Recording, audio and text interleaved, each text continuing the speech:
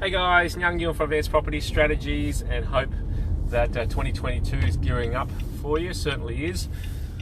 Actually came back to the office after about 3 weeks of holiday back on the 10th of January, and the first 2 or 3 weeks, as usual, takes a while for people to get back, but now we're into pretty much the second week of February now, and we're in full swing. So phones ringing, emails coming in, appointments, holidays being booked for the rest of this year, kids sporting activities, oh my goodness, birthday parties, it's all happening. So but anyway, look, what I wanted to talk to you about today is negotiating tips and strategies for 2022.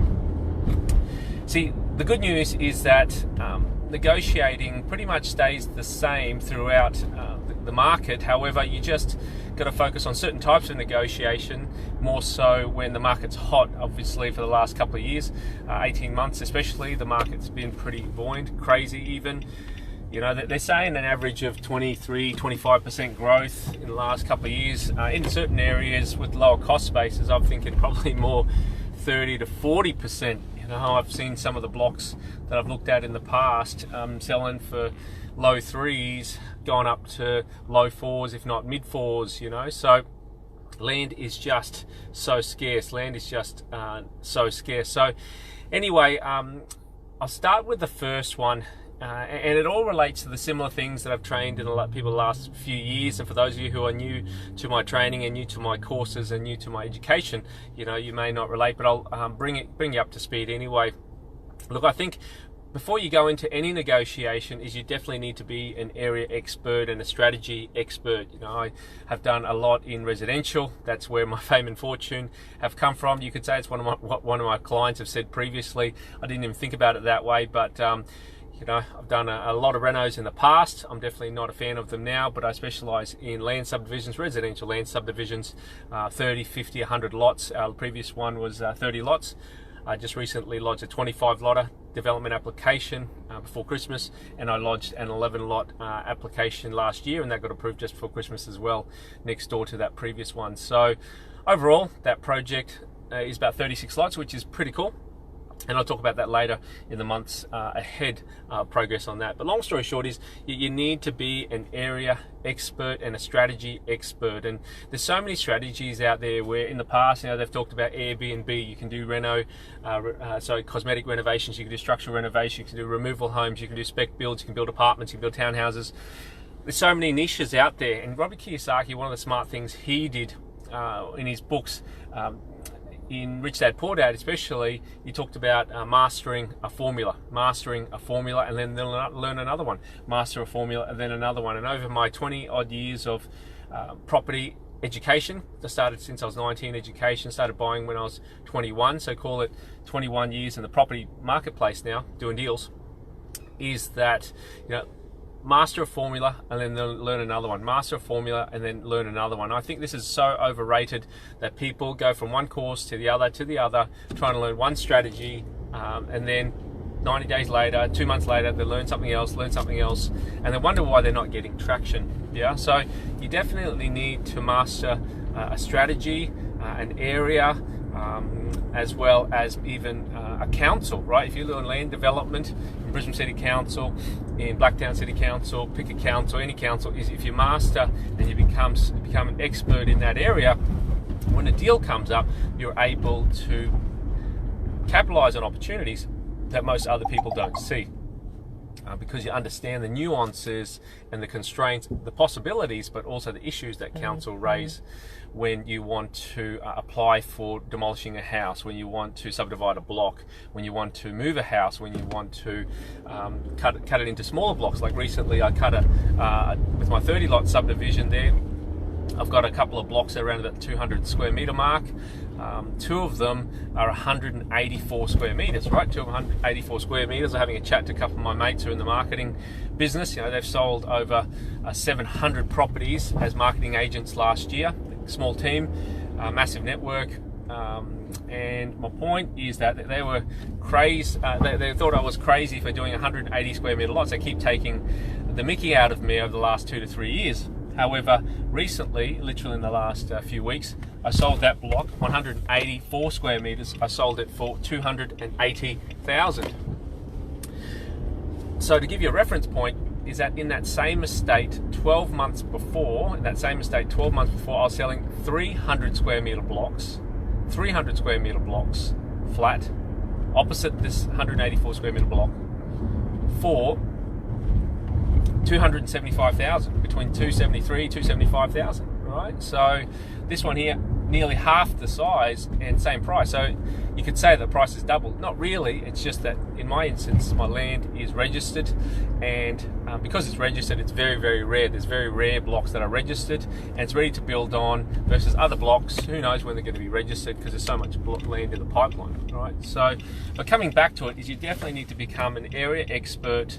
You definitely need to master the strategy, and you know your zonings and your council, right? So don't try to learn 5 different councils at once. Learn one council at a time, one area at a time, and master it. You know, when I started out, that's exactly what I did. I was out in a suburb called Goodna, which is part of Ipswich.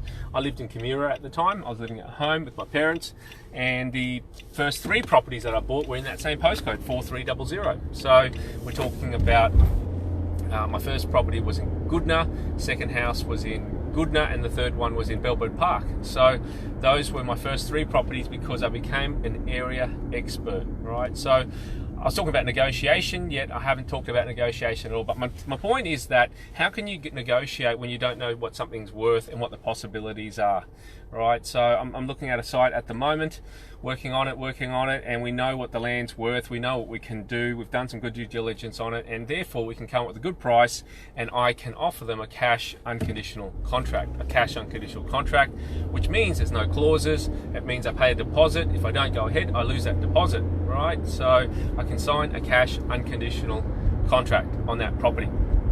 So firstly, you need to be an area expert. You need to understand the zonings. You need to get your finances ready. That's the other thing with negotiating in 2022, is you need to get your finances ready. You need to get your entities ready. We call that being deal ready. Being deal ready is so critical. It gives you the confidence to go, bam, yes, you're asking for 800, but I'm offering you 720,000 because I can settle in a week, settle in 2 weeks. Yeah. So that's really, really important. I'll give you some tips on getting deal ready, talking to your finance broker, selling down properties or things that you don't want. You might have to reduce your debt. To be able to borrow again, or you may be able to recycle your debt. What I mean recycle your debt is, let's say you've got an investment property and you have a $500,000 loan on it. It's worth $800,000. You might sell for $800,000 and use that $500,000 debt and apply it to another property. It's called a loan substitution, right? So that could be one way to get serviceability. But getting deal ready is so critical, and knowing what you can borrow, now how far you can stretch. Because I remember, especially in the early days, you could sign a contract subject to finance for 30 days, 21 days, 28 days, and that would be normal. But as the market gets more and more competitive, the other people look at ways to get an edge, and one of the edges is having finance ready to go, right? And whether that's, if you've got cash, 500 grand cash, great, gives you a better position. But you might have to sell a couple of properties to get that position. Right? Over the last 5 years or so, I've told my clients that what I'm aiming for is to put together a $5 million war chest. Right, we're not quite there yet, got a bit of way to go, but that war chest is of cash. Yes, I've got serviceability, but doing development and building up the cash, because then you can go to a project and a developer might want $6 million, and they probably get $6 million, right? However, the $6 million contract might be subject to a lot of terms and conditions. So if you can go in with a stronger offer financially, and substantially, with a quicker settlement, right, it gives you that capability to get deals off the market for a better price. Okay, so and then the other thing is, so getting deal ready, understanding what you can do financially, getting your entities ready. I think that's a big job, and it can take months to do that. It doesn't mean you don't look into the marketplace and go do research, and you don't go out and look for houses. Don't let that stop you. However, you don't want to be signing contracts and doing a deed of rescission. A lot of my clients in the past want to do that. I think it's an absolute waste of money. Is it an important tool if you need it? For sure, but I think it's a waste of money, because when you do a deed of rescission, it costs you $1,000 for that deed of rescission, you could use that $1,000 towards setting up a company that you sign with anyway. Company's so flexible, you can add change directorships, you can change shareholdings prior to settlement, right? And that's all legal there with that low cost. Talk to your accountant about that. But my point is that, yeah, that's all part of gearing up. It's all part of gearing up so that when you sign a contract, agent flips your deal, within an hour, you're ready. You can lob in an offer and get the deal off the market. You know, one of my clients, Vivian, recently bought a double block, 600 square meters. She's going to do some mini boarding houses on it. It came up within an hour. She had secured it and taken it off the market, right? And she got that, I think, for $500,000 within 12 Ks of Brisbane CBD, which, you know, yes, it's on a busy road, but the outcome she's got is for mini boarding houses. Those will rent their heads off, right? Absolutely rent their heads off. So that's the other thing in terms of negotiation, is you want to have a stronger hand in terms of entities and your finances, reducing debt, reducing credit cards, eliminating credit cards if you need to get your serviceability up. This all takes time, it all takes energy and focus and intention to do it. All right. So I think then when you're negotiating with sellers directly, I'll go through some further tips, right? Is being clear on what your intention is when you're having a meeting with an owner. Right, I prefer dealing directly with owners. At the moment, I'm negotiating. I'm on my way to a meeting now, driving to Northside, about an hour north. And my point is that we've got an agent involved, but because it's a more complicated transaction, the agent and myself are talking with the seller. And who knows where this outcome and this deal is going to go. I'm hoping it goes well. In the past, 5 months ago, we had a verbal agreement on a price and some terms, but it's taken them 5 months to come back to us and call for another meeting. So they said they had stuff to sort out, but who knows, right? So anyway, my point is that when you're dealing directly with sellers, you need to find out the reasons that they want to sell. You really got to find out the reasons that they want to sell. Is it because of a deceased estate? Is it because of they're sick and tired of mowing the grass? Is it because they want to retire? And you got to find out that motivation. And until you find out that motivation, you may not be able to get them to sell to you, because you got to look for that motivated seller. It doesn't matter who they are, even if they're asked for the top dollar. You need to find that motivation. I remember in my early days, late teens, I was 18, 19, and I was doing a bit of multi-level marketing, right? And one of the sales trainers were talking about find a need and fill it, find a need and fill it. And it took me a while to figure out what he was talking about, because I was 18, 19 at the time, going to seminars, and he was talking about find a need and fill it. And that's the same thing, is that if a person doesn't need to sell, or doesn't need the money, or doesn't want to need to get out of the place, and if you have no need, then you're basically trying to force them to give you the property at a certain price, and that's not cool. It's not really cool.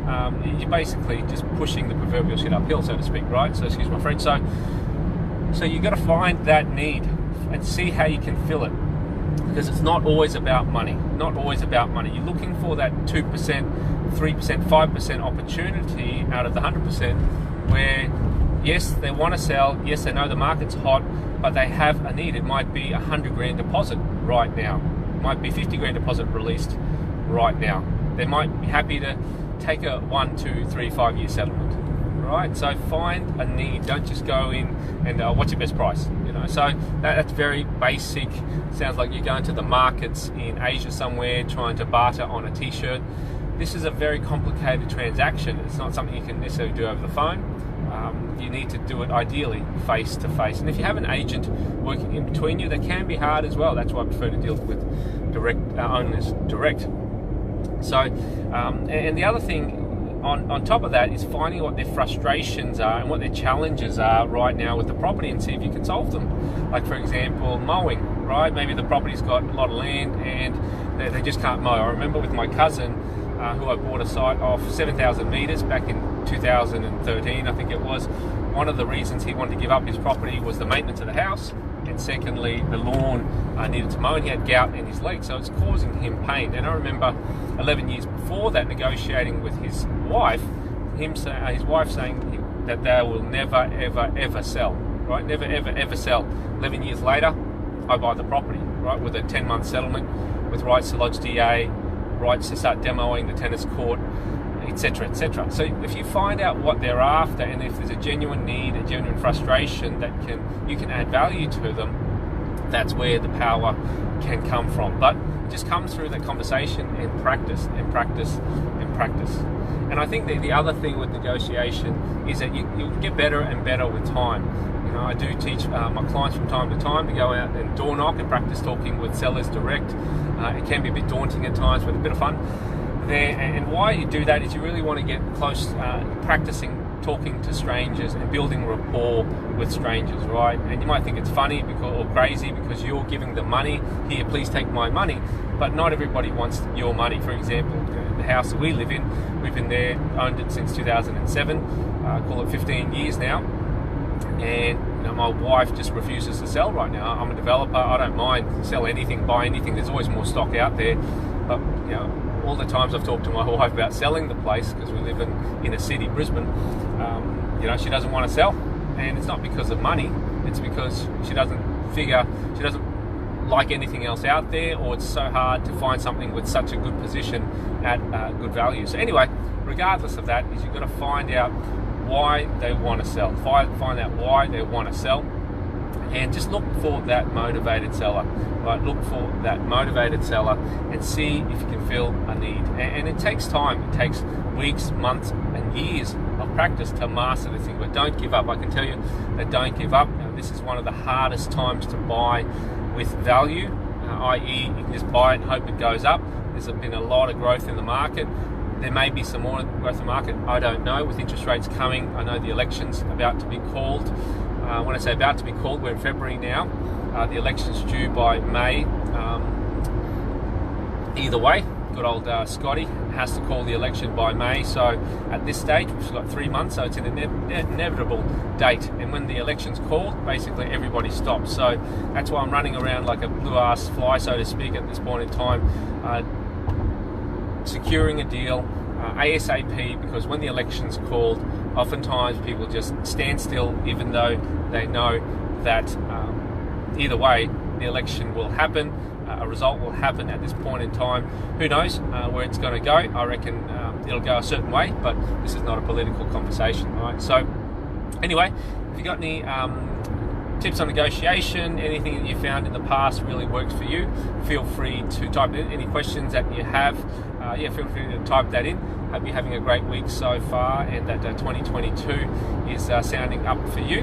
And we'll touch base very soon. I'll give some more property tips over the next weeks and months, and hopefully the weather's looking good, but we can't get on the water yet with the boating situation, simply because it's a bit windy at this point in time. So well, good. There's a lot of other hobbies that we can pursue, like going to the movies, or going skating, ice skating or something in the middle of summer. Who knows? Talk soon, guys. Have a great week, and we'll catch you soon.